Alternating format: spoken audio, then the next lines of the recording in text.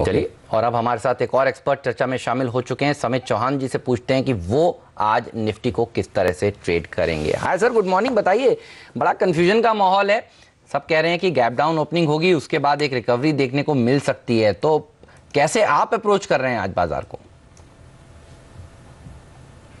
Good morning Hemant. देखिए 3 week पहले जो एक 7700 के लेवल से एक तेजी आई थी, उसके बाद हमने एक स्ट्रॉन्ग मोमेंटम देखा है और 8000 का जो एक साइकोलॉजिकल बैरियर भी बन चुका था वो निफ्टी ने कन्विंसिंगली ब्रेक किया था। तो उसके बाद मेरे ख्याल से ट्रेंड तो चेंज हो गया है। Any dip is a buying opportunity. और लास्ट 2-2.5 वीक से हमने कोई भी शॉर्ट साइड पे ऐसे मेजर पोजिशन नहीं ली है इंडेक्स में। पॉजिटिव स्टांस मेंटेन रहेगा। इनफैक्ट अगर हम गैप डाउन होते हैं तो मेरे ख्याल से रिस्क टू रिवॉर्ड रेशो काफ़ी अच्छा रहेगा। 8060 के आसपास काफ़ी अच्छा सपोर्ट है, तो उसका एक स्टॉप लॉस लेके बाय पोजीशन ले जा सकती है। सिंस थोड़ी वोलेटिलिटी ज़्यादा हो सकती है, 8060 एक क्लोजिंग बेसिस पे स्टॉप लॉस मानना चाहिए। और ऊपर की तरफ हम एक्सपेक्ट करेंगे कि 8220 से लेके 8250 के लेवल्स एक बार रीटेस्ट हो। इन केस अगर आज 8060 का लेवल भी ब्रेक होता है तो यहाँ से हम डाउनसाइड काफ़ी लिमिटेड देख रहे हैं। 87,950 का काफ़ी अच्छा सपोर्ट होगा। तो जब जैसे हम 2-2.5 वीक से कंटिन्यूसली हमारे क्लाइंट्स को एडवाइस करते आए कि शॉर्ट पोजीशन क्रिएट नहीं करनी चाहिए, वो व्यू हमारा मेंटेन रहेगा अगर 8060 आज ब्रीच भी होता है तो। ओके, ये है राय इस वक्त निफ्टी पर समित की। वक्त एक ब्रेक का, ब्रेक के बाद लौटेंगे, कुछ बेहतरीन पिक्स लेंगे हमारे एक्सपर्ट से जो समित के पास भी है और गौरव के पास भी। जानेंगे कौन से स्टॉक्स लॉन्ग करें या शॉर्ट, इस ब्रेक के बाद।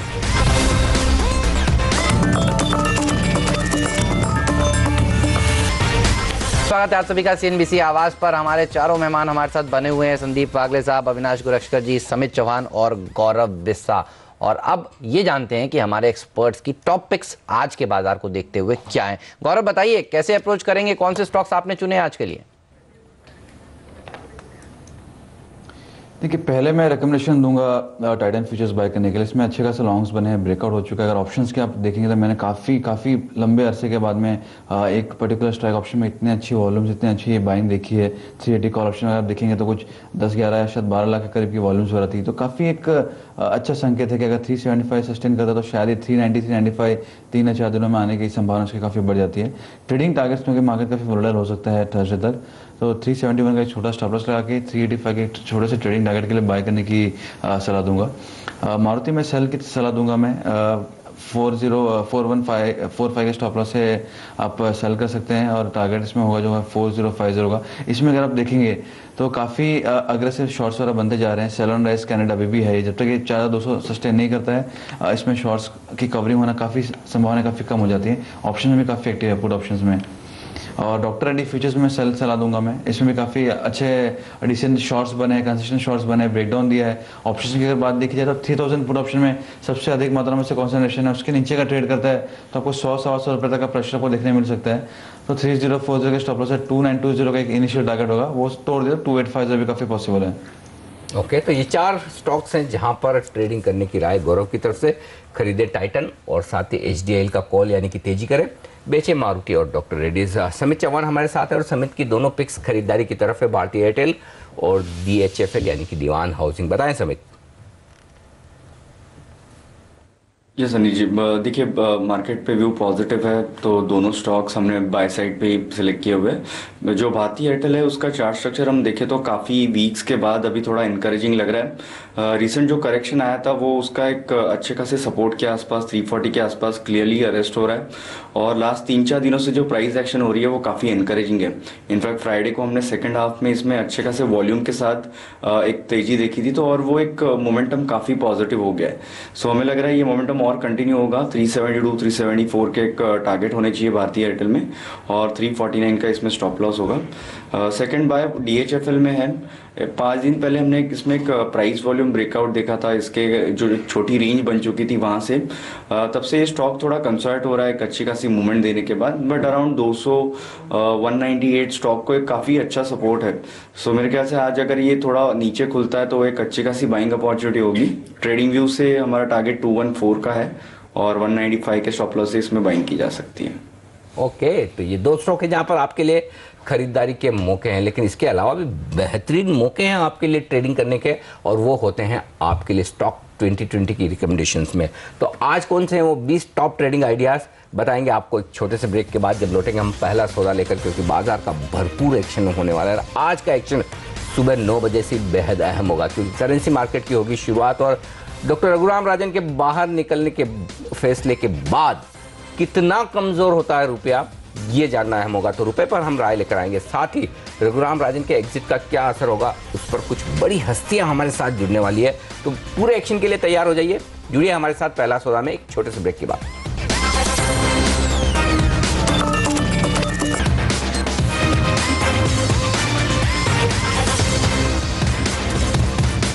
पहला सौदा में आप सबका स्वागत है। भारतीय बाजारों के खुलने की तैयारी, 60 अंकों के नुकसान के साथ 8100 के नीचे खुलने के संकेत है SGX निफ्टी पर। और शुक्रवार को हमने काफ़ी कुछ प्रीमियम गंवा दी थी, सिर्फ 4 पॉइंट की प्रीमियम बची थी SGX निफ्टी में, और उम्मीद की जाए कि निचले स्तरों पर थोड़ी प्रीमियम बढ़े, तो इसका मतलब ये है कि आप शायद 8075 8100 के अहम सपोर्ट जोन के बीच में कहीं कहीं शायद खुलें। ये संकेत प्री ओपनिंग सेशन से आ रहे हैं, लेकिन हम देख लेंगे, अब से थोड़ी देर बाद पता चल जाएगा कि प्री ओपनिंग सेशन के बाद किस तरह के आगे भारतीय बाजारों की चाल रहती है। लेकिन इसके अलावा एक्शन जो हो सकता है ग्लोबल मार्केट्स की रिकवरी का, और जनरली एक स्टॉक जो वागले साहब को बड़ा पसंद है और ग्लोबल मार्केट्स की रिकवरी में जो तेज़ी दिखा था, तो आज खुलते ही खरीद लेना चाहिए टाटा मोटर्स। अनिल जी, मुझे इसके लिए पसंद है क्योंकि इसका पैटर्न ये संकेत देता है। मुझे कोई टाटा मोटर्स से प्यार नहीं है। बट गाड़ियाँ वैसे काफ़ी अच्छी हैं, प्यार आप कर सकते हैं, गाड़ियाँ बहुत अच्छी हैं जो। इनफैक्ट मुझे टाटा मोटर्स की गाड़ियाँ अच्छी नहीं लगती। अच्छा, जैगुआर लैंड रोवर जैसी गाड़ियाँ? हाँ, जैगुआर, हम उसी की बात कर रहे हैं। वो ठीक है, लेकिन अनफॉर्चुनेटली मैं वो अफोर्ड नहीं कर सकता। रेंज के बाहर है, आपके चार्ट की रेंज के बाहर है। आप कौन सी ड्राइव करते हैं वैसे संदीप? ऑफ द रिकॉर्ड, चलिए कोई बात नहीं, बताइए। Now on a serious note, मेरा वो व्यू वेरी क्लियर है कि 440 430 रेंज में मिला तो लेना चाहिए। 550 600 आपको 3 से 6 महीने शायद 12 महीने लगेंगे, लेकिन ऊपर जाना ये पक्का है। कुछ भी हो जाए, ब्रेग्जिट हो जाए, जो भी हो जाए, तो ये स्टॉक में मैं बायर रहूंगा ना। इसमें आप ट्रेडिंग का व्यू लेंगे तो ऊपर नीचे होने वाला है, लेकिन इमीडिएट इसका टारगेट 480 का होगा। आप 3 या 4 दिन की बात करेंगे, और थोड़ा लंबा बात करेंगे तो हमने ऑलरेडी बात की है 550 600 के बीच में। बिल्कुल। अविनाश, ये बताइए कि कोई ऑटो शेयर आपको पसंद है? आप कुछ देर पहले कह रहे थे मॉनसून की प्रोग्रेस एक बहुत अच्छी जिस तरह से अब हो रही है, थोड़ा लेट आया लेकिन ठीक तरह से प्रोग्रेस हो रही है, इसको लेकर कोई स्टॉक जो आपको पसंद हो ऑटो पैक में? नहीं, मुझे लग रहा है कि जो सेक्टर अंडर परफॉर्म कर चुका है टू व्हीलर सेक्टर में, मैं समझता हूं कि बोथ बजाज ऑटो और हीरो मोटर कॉर्प में डेफिनेटली ज़्यादा रिलेटिव स्ट्रेंथ है, क्योंकि हाल ही में जो करेंसी का प्रॉब्लम नाइजीरिया में हो गया वो शायद बजाज ऑटो को ज़्यादा इफेक्ट करे। लेकिन हीरो मोटर कॉर्प का एक ज़्यादातर बड़ा रूरल बेस है, प्लस काफ़ी टाइम तक अंडर परफॉर्म कर चुका है, तो वॉल्यूम ग्रोथ डेफिनेटली थोड़ी सी और तेज़ी से बढ़ सकता है अगर मानसून का प्रोग्रेस अच्छी तरह से हो। तो हीरो मोटर कॉर्प पे डेफिनेटली नज़र रखनी चाहिए, क्योंकि already commercial vehicles, passenger cars, tractors हम देखें तो ऑलरेडी यहाँ पे डबल डिजिट ग्रोथ ऑलरेडी हम देख रहे हैं। तो टू व्हीलर्स में शायद ये ट्रिगर अभी आया नहीं है, तो यहाँ पे डेफिनेटली हो सकता है कि री रेटिंग आए। ओके, तो ये है राय इस वक्त इन तमाम शेयरों पर। चलिए शुरुआत करते हैं भारतीय बाजारों की प्री ओपनिंग सेशन में, और प्री ओपनिंग सेशन की शुरुआत पर हमेशा नजर रहती है, लेकिन आज हम उससे ज़्यादा नजर रखेंगे रुपए पर। 67 रुपये 7 पैसे, 6707, ये था नंबर क्लोजिंग का जो हमने देखा शुक्रवार के दिन रुपए में। आज कितनी कमजोरी के साथ शुरुआत होगी ये देखना इंटरेस्टिंग हुआ। चलिए, इस बीच पहली टिक आ चुकी है सेंसेक्स और निफ्टी पर। 17 अंक नीचे है सेंसेक्स, 42 अंकों का नुकसान आपको नजर आएगा निफ्टी पर। SBI 4% नीचे, कोल इंडिया 2% नीचे, NTPC में 2% का नुकसान इस वक्त आपको दिखेगा। तो साफ तौर पर यह है शुरुआती कारोबार का रुझान। लेकिन आइए करेंसी मार्केट की करते हैं शुरुआत, देखते हैं वहां पर किस तरह का रुझान होता हुआ दिख रहा है, और पहली टिक करेंसी मार्केट में किस तरफ आती हुई दिख रही है, ये देखना बेहद इंटरेस्टिंग और अहम होगा। तो डॉलर रुपये में किस तरह का एक्शन आपको दिखेगा? 67-63 के आसपास का भाव मेरे को अपनी स्क्रीन पर दिख रहा है। 65 के आसपास खुला है, तो थोड़ी सी कमजोरी ज़रूर देखने को मिल रही है आज रुपए में, और इतनी एक्सपेक्टेड भी थी।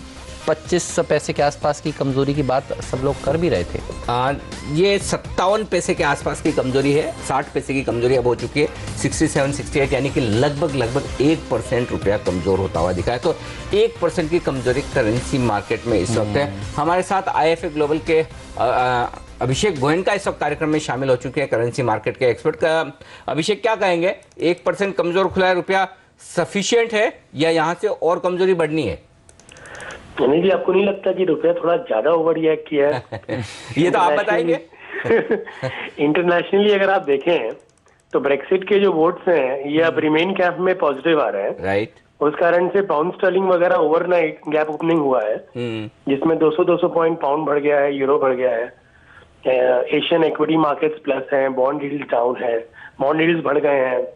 तो ये देख के रिस्क ऑन सेंटिमेंट ग्लोबली चारों तरफ बढ़ रहा है। जापानीज येन भी देखें तो 100-150 पॉइंट बढ़ा हुआ है। तो सिर्फ रुपया वीक हुआ है क्योंकि राजन की न्यूज है। आई थिंक थोड़ी पैनिक हुई है मार्केट में, बट मैं समझता हूँ ये अच्छे लेवल्स हैं एक्सपोर्ट्स थोड़े लॉन्ग टर्म में कवर करने के लिए। उससे पहले आप ये बताइए अभिषेक की जो ये कमजोरी दिख रही है 60-65 पैसे की, और अदरवाइज राजन साहब नहीं जाते या नहीं जाने का डिसीजन लेते, तो फिर आज रुपया कितना मजबूत खुलता है? क्योंकि मैं ये असेस करने की कोशिश कर रहा हूं कि एक्चुअली राजन साहब का इंपैक्ट कितना हुआ है।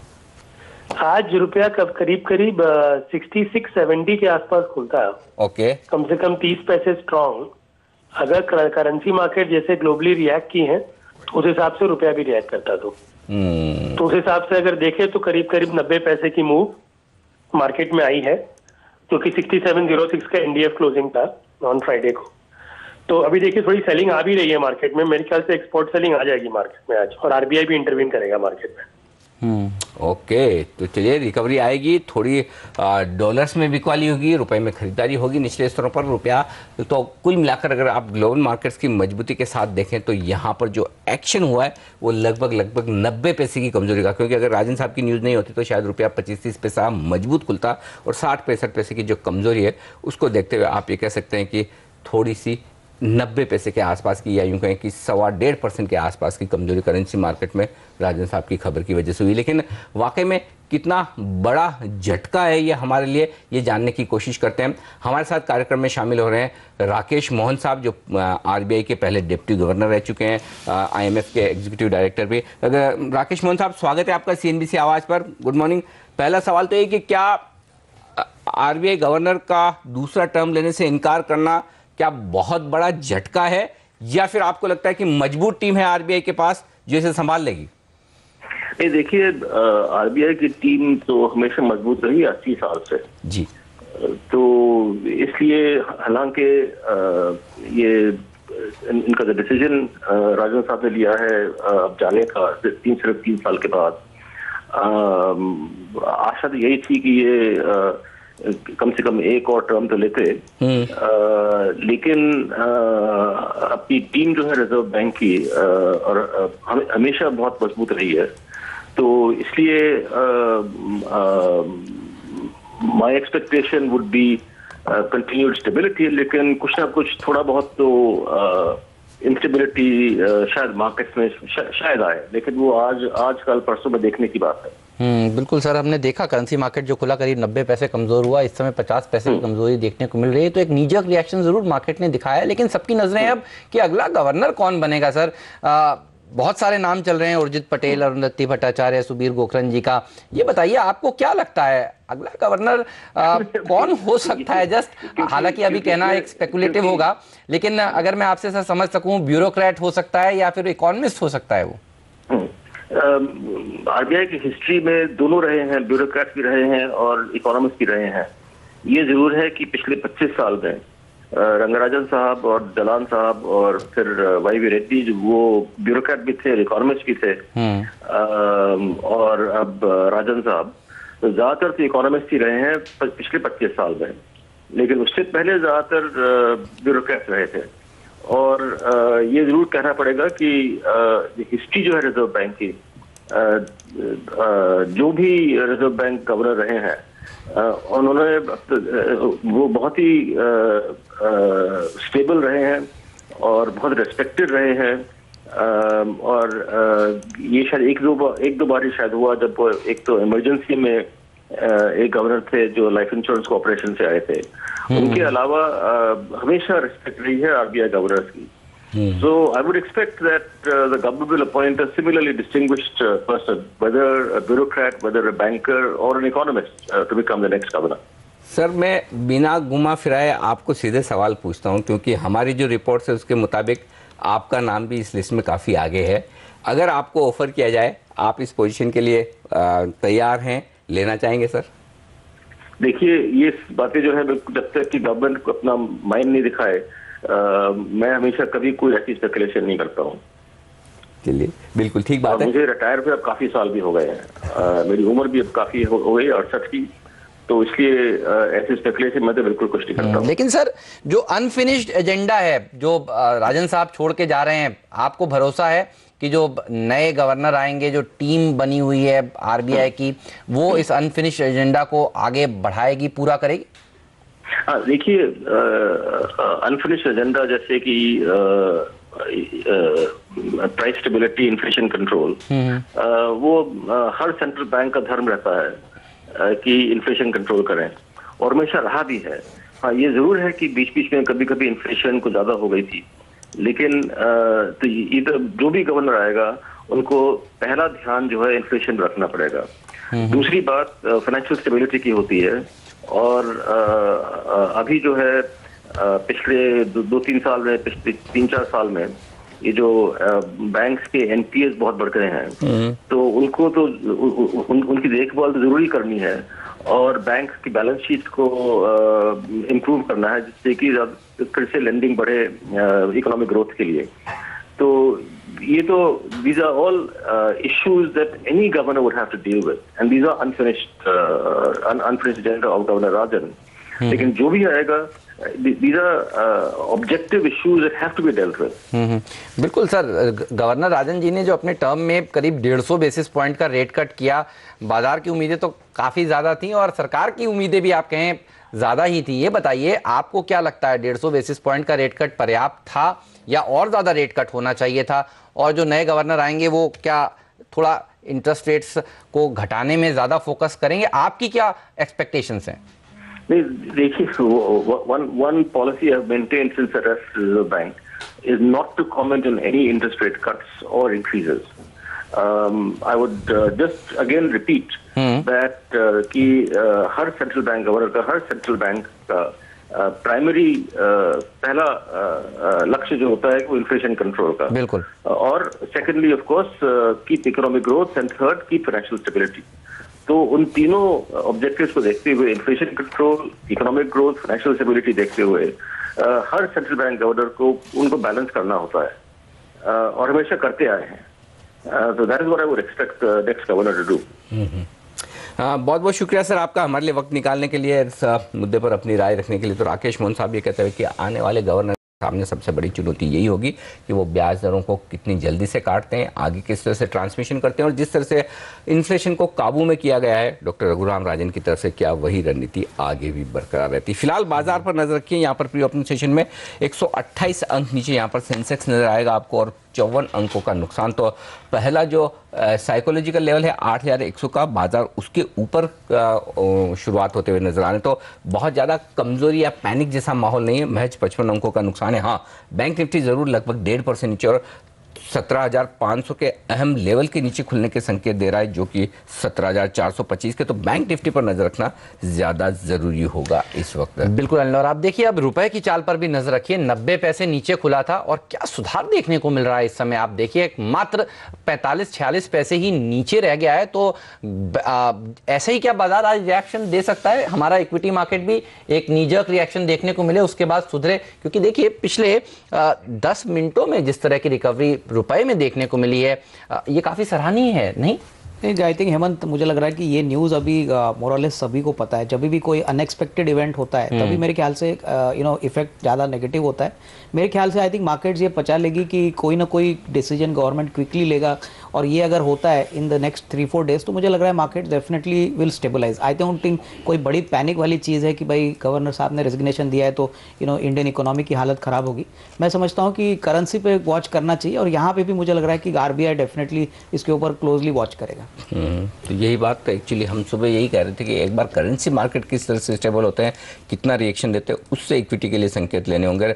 उस लिहाज से इक्विटी के लिए संकेत नेगेटिव नहीं है, बुरे नहीं है। तो फिर अनिल बताइए, अब करेंसी मार्केट का रिएक्शन आ गया, आप कह रहे थे खुलने के बाद मैं बताऊंगा कि क्या करना चाहिए। गिरावट में अब खरीदारी कर लेनी चाहिए, क्योंकि वहां से रिएक्शन तो देखिए एक नीजक सही है। 8,075, 8,100 बाय जोन। बिल्कुल, तो खरीदारी करनी चाहिए। शॉर्ट भी कवर करें, नई खरीदारी भी करें। चलिए, और आप देखिए बैंक निफ्टी पर नजर रखिएगा आज, क्योंकि यही थोड़ा मूड खराब करने का काम कर रहा है। SBI, axis bank, ICICI bank, bank of Baroda, ये 4 निफ्टी के दिग्गज हैं जो 5 टॉप लूजर्स में इस समय शामिल हैं। तो बैंक निफ्टी अगर सुधर जाए ना तो फिर बाजार की एक अच्छी तेजी बन सकती है। आज यही सबसे ज्यादा रिएक्शन देगा। मुझे लगता नहीं है कि रुपए में ज्यादा रिएक्शन है, बैंक निफ्टी पर बड़ा रिएक्शन देखने को सही मिल रहा है। जगह बैंक निफ्टी खुल रहा है और 17,400 के आसपास अगर खुलता है तो मुश्किल से 100-125 पॉइंट के रिस्क है और अपसाइड बहुत बेहतरीन तो है। निफ्टी भी खरीदे, बैंक निफ्टी भी खरीदे? पहले बैंक निफ्टी खरीदे। Very nice. तो चलिए, पहले बैंक निफ्टी आपको आज खरीदना चाहिए, ये राय निकल कर आ रही है। और हम आपसे कह रहे थे कि देखिए, अगर रुपया कमजोर होता है तो आईटी और फार्मा शेयरों के लिए शायद अच्छी खबर हो सकती है। आप देखिए, निफ्टी में बढ़ने वाले शेयरों में आज इन्फोसिस, औरोबिंदो फार्मा, डॉक्टर रेड्डी, सिप्ला जैसे शेयर हैं। तो कमजोर रुपए का फायदा साफ तौर पर आईटी कंपनियों को मिलता हुआ आज दिख रहा है। बिल्कुल, आईटी कंपनियों का चढ़ना बनता है और वहां पर तेजी होती भी दिख रही है, लेकिन बाकी बैंक्स कमजोर होते दिख रही है। एक और स्टॉक अदानी पोर्ट, ये 2% कमजोर दिख रहा है, इसकी वजह मुझे नहीं पता, लेकिन राय ली जाए समय से समय। चार्ट्स क्या कह रहे हैं, अदानी पोर्ट में क्या ट्रेड होना चाहिए अगर 2% नीचे खुले तो? देखिए, अडानी पोर्ट में हमने रिसेंटली एक अच्छी खासी रिकवरी देखी है, तो इसकी जो हायर डिग्री ट्रेंड है वो बेरिश रहेगी जब तक ये 215-220 के लेवल कन्विंसिंगली ब्रेक नहीं करता है। बट अगर रिसेंटली हमने देखा है तो इसमें अच्छी खासी जो रिकवरी आई है उसके चलते 195-200 एक अच्छा खासा सपोर्ट बन गया। सो आज अगर गैप डाउन ओपनिंग रहती है और ये स्टॉक अगर 200 के आसपास आता है तो वहां पे मेरे ख्याल से एक बाइंग अपॉर्चुनिटी हो सकती है। 195-198 का लेवल इतना इजीली टूटते हुए हम नहीं देख रहे, तो शॉर्ट टर्म ट्रेडर्स के लिए एक अपॉर्चुनिटी हो सकती है 212-214 के लेवल, जिसमें एक बार रिटेस्ट हो सकता है। ऑलराइट, चलिए, तो ये राय अडानी पोर्ट पर निकल कर आ रही है। गैमन इंडिया, इसके नंबर्स जो आए हैं उसके बाद देखिए 15% ऊपर खुलने की तैयारी कर रहा है ये स्टॉक। HCL इन्फोसिस्टम्स, ब्लैकबेरी के साथ जो करार किया है, इस स्टॉक में देखिए तेजी देखने को मिल रही है। एसआरया इंफ्रा 1% मजबूती के साथ खुलने की तैयारी करता हुआ। बलरामपुर चीनी जैसे शेयर, जहां पर हमने देखा था शुक्रवार को थोड़ा प्रेशर बना था, आज ये भी थोड़े से मजबूती के साथ खुलने के संकेत दे रहे हैं। HDIL में भी मामूली सी ही सही, लेकिन तेजी के साथ कारोबार की शुरुआत होगी, इस तरह के संकेत आज मिल रहे हैं। लेकिन बैंकिंग स्टॉक्स में दबाव देखने को मिल रहा है। एक गैप डाउन ओपनिंग होगी बैंकिंग शेयरों में। देना बैंक, OBC में भी प्रेशर है और SBI, ICICI बैंक जैसे स्टॉक्स में भी आज दबाव देखने को मिल रहा है। एक चीनी शेयरों पर एक क्विक रिएक्शन चाहता हूं अविनाश, जिस तरह से तेज माफ़ कीजिएगा समित, जिस तरह से एक तेज रिएक्शन देखने को मिला था शुक्रवार के सेशन में, आज यहाँ पर क्या खरीदारी के मौके ढूंढने चाहिए या आपको लगता है कि बेच देने चाहिए, मुनाफा वसूल कर लेना चाहिए? चीनी शेयरों पर क्या राय है आपकी? देखिए हेमंत, रिसेंटली हमने एक स्ट्रॉन्ग रैली देखी है ओवरऑल शुगर स्पेस में। जो सेक्टर ने 2-3 साल से क्लियरली अंडर परफॉर्म किया था, उसमें एक अच्छे खासे वॉल्यूम के साथ हमने तेजी देखी हुए। उसमें से अगर एक स्टॉक बलरामपुर चीनी की बात करें जिसमें काफ़ी अच्छा वॉल्यूम रहता है, ये स्टॉक ने 40-45 के लेवल से एक सर्च दी है टुवर्ड्स 120। तो इतनी स्ट्रॉन्ग मूव आने के बाद कहीं ना कहीं पे प्रॉफिट बुकिंग आना काफ़ी एविडेंट होता है। सो मेरे ख्याल से ये प्रॉफिट बुकिंग की एक फेज हो सकती है। ये करेक्टिव फेज में ये स्टॉक वापस एक बार 105 से लेके 100 के लेवल आ सकते हैं। बट ये अगर डिप्स आते हैं तो इसमें एक बाइंग अपॉर्चुनिटी हो सकती है। ये लेवल पे मेरे ख्याल से इसमें खरीदारी नहीं करनी चाहिए, क्योंकि जो एक करेक्टिव मूव 2-3 दिन पहले स्टार्ट हुई है वो थोड़ी और एक्सटेंड हो सकती है। अगर 105-102 के लेवल्स मिलते हैं तो वो एक अच्छी खासी बाइंग अपॉर्चुनिटी। ओके, और इस बीच बाजार खुलते हुए 150 अंकों के नुकसान के साथ शुरुआत की है सेंसेक्स ने और निफ्टी पर 60 अंकों का नुकसान, 8,100 के बेहद करीब खुलता हुआ निफ्टी। 0.5% का नुकसान निफ्टी में है, 0.5% का नुकसान निफ्टी में, 0.5% सेंसेक्स नीचे खुलता हुआ दिख रहा है, लेकिन पहले अहम लेवल रेस्पेक्ट किया है 8,100 को, उसके बेहद करीब। आइए कौन से स्टॉक एक्सचेंज में सरकारी बैंकों में है कमजोरी? निफ्टी के दोनों सरकारी बैंक SBI और बैंक ऑफ बड़ौदा 1.5 से 2% कमजोर। एक्सिस, ICICI, ये तमाम प्राइवेट बैंक्स भी कमजोर हैं। येस बैंक यहाँ पर नुकसान है। अदानी पोर्ट्स 1.5% नीचे खुला है, भेल 1.25% नीचे और HDFC में 1.25% का नुकसान। बाकी नुकसान वाले शेयरों में LNT और यूपी जैसे शेयर शामिल है। मजबूत क्या है? इन्फोसिस 0.5% की तेजी के साथ टॉप गनर, डॉक्टर रेड्डीज और TCS में भी हरे निशान के साथ हुई है शुरुआत। वायदा कारोबार में देख लीजिए, इलाहाबाद बैंक है 3% नीचे, सबसे बड़ा loser syndicate bank, federal bank. तो मिड कैप सरकारी बैंकों पर आज दबाव आपको नजर आएगा। मजबूत HDIL, इन्फोसिस जैसे शेयर मजबूती के साथ खुलते हुए दिख रहे हैं। 8100 को होल्ड किया है निफ्टी ने, महज 52 अंकों का नुकसान आपको नजर आएगा निफ्टी में। 160 अंक नीचे खुला है सेंसेक्स। और सबसे बेहतरीन बात देखिए, बैंक निफ्टी जो हम कह रहे थे कि जहां खुले वहां लेना चाहिए, 17425 का ही लो है और बैंक निफ्टी उस लेवल से 125 अंक ऊपर आ चुका है। तो बैंक निफ्टी से रिकवरी की शुरुआत हो चुकी है। अब आगे देखिए किस तरह से होता है, लेकिन फिलहाल ओपनिंग कमजोर हुई है, बुरी बिल्कुल भी नहीं है। बिल्कुल, तो कमजोर ओपनिंग में के बावजूद देखिए कौन से स्टॉक्स में सबसे ज्यादा मजबूती है, वो अहम है। HDIL, हम आपसे कह रहे थे रियल एस्टेट शेयरों पर नजर रखिए। इंडिया बुल्स रियल एस्टेट देखिए मजबूती के साथ खुला है।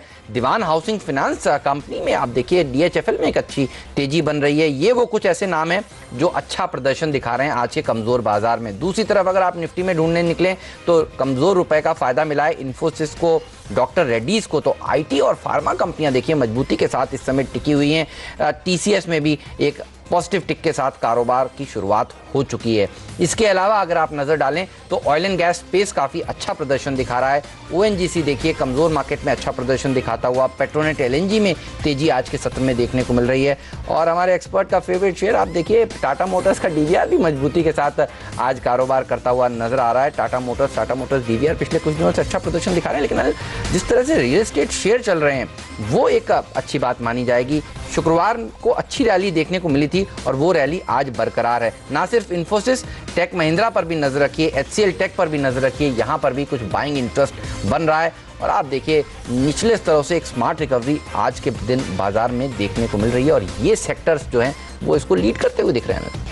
100 अंक महज बचाया अब सेंसेक्स नीचे और निफ्टी पर कमजोरी सिर्फ 0.5% की, और वो भी 40 अंकों की। तो बेहतरीन रिकवरी आई है। अब इस रिकवरी में इंट्राडे में कितना ऊपर जा सकता है वो अगले साहब ये बताइए, और किस लेवल पर तेजी की पोजीशन कम करें या शॉर्ट करें फिर से?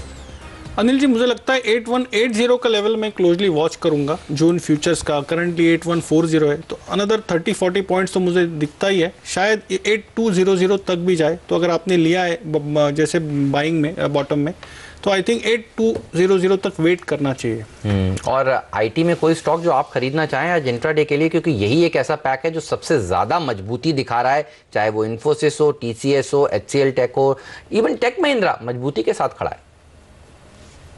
साहब हेमंत, TCS मैंने बात की थी, मैं उसको मेंटेन करूंगा। जिस तरह से वॉल्यूम्स आए थे फ्राइडे को, आज कंटिन्यू हो रहे हैं। करंटली 2610 2615 है। 2580 के स्टॉप लॉस से 2660 2670 के लिए 3 से 4% की मुझे अपसाइड अभी भी यहाँ से भी दिख रही है। साफ तौर पर आज वायदा कारोबार के टॉप 3 गेनर्स में यूनिटेक, HDIL और DLF हैं, लेकिन एक और स्टॉक DHFL जो मजबूती के साथ ऊपर आ रहा है, 1% मजबूत हुआ है। समित ने मेरे ख्याल से, हाँ जी हाँ, समित ने यहाँ पर खरीदारी की राय दी थी। समित, ये लेवल भी सेफ है खरीदने के लिए? 204-204.50 की रेंज में है फ्यूचर्स इस वक्त।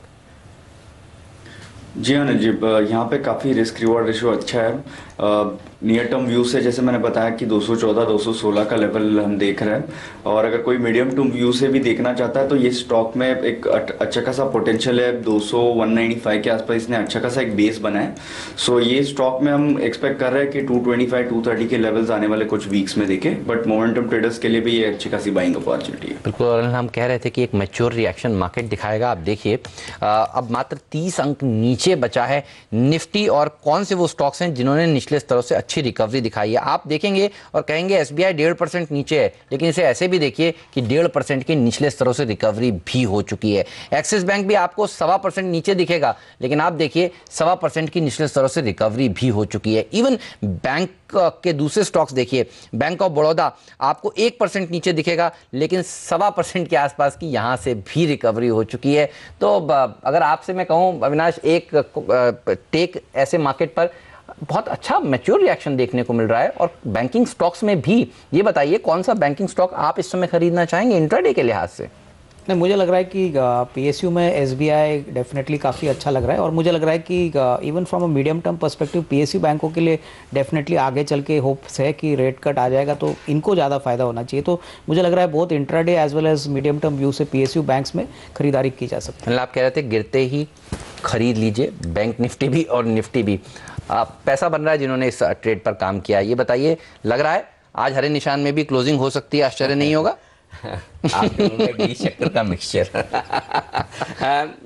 हेमंत, थोड़ा सा उतना बोल्ड कॉल देने में डर लगता है। मतलब ये भविष्यवाणी वाला काम नहीं। मैं सिर्फ इतना कहना चाहूंगा कि ट्रेलिंग स्टॉप लॉस के साथ अपनी पोजीशन को होल्ड करना चाहिए, क्योंकि देखिए यूरोप इंपॉर्टेंट है। अब हम आधा एक घंटे बाद राजन साहब को भूल जाएंगे, फिर हम यूरोप की और ब्रेग्जिट की बात करना शुरू करेंगे। तो सेकंड हाफ में अगर यूरोप मजबूत खुलता है तो घबराने की जरूरत नहीं, और यूरोप में अगर शुक्रवार की तेजी के बाद थोड़ा प्रॉफिट बुकिंग आने लगे, चिंताएं बढ़े, तो फिर फ्यूचर सारे जो है ना अंतर्राष्ट्रीय बाजारों के सब मजबूत हैं। आपको बता दूं कि यूरोप, आप कोई भी फ्यूचर आप उठा के देखिए, वहां पर तेजी देखने को मिल रही है। तो 12 बजे के आसपास और क्लैरिटी आ जाएगी, जब 12:30 बजे यूरोप के बाजार खुलने वाले होंगे। तेजी के हैं, इसमें कोई डाउट नहीं। और ऐसे में इस तेजी में 8150 पहला मेरा लक्ष्य था, वो तो लगभग पहुंच गया है, वहीं पर आ गया है। अब देखते हैं 8170-75 जहां हमने शुक्रवार को क्लोजिंग दी, वो दूसरा टारगेट बनेगा 8000। तो एक्चुअली ये मार्केट बड़ा इंटरेस्टिंग है, हर 25-25 पॉइंट ऊपर आपके टारगेट आते हैं और राउंड फिगर में आ रहे हैं। तो 8175 8200 के लिए इंतजार कर लेने में कोई हर्ज नहीं। पैनिक वाली बात तो है नहीं, बिल्कुल पैनिक वाली बात नहीं है, घबराने वाली बात नहीं है। और कुछ बुल्स की मैं आवाज़ें सुन रहा था, थोड़ी देर पहले अनिल देख रहा था, वो भी कह रहे हैं कि घबराहट की कोई ज़रूरत नहीं है। ये मुझे बाजार बिल्कुल उस दिन की तरह याद आ रहा है बार बार, जैसे पीनोट के ऊपर हमने देखा था, एक नेगेटिव रिएक्शन देखने को शुरुआत में ज़रूर मिला था, लेकिन उसके बाद रिकवरी बन गई थी।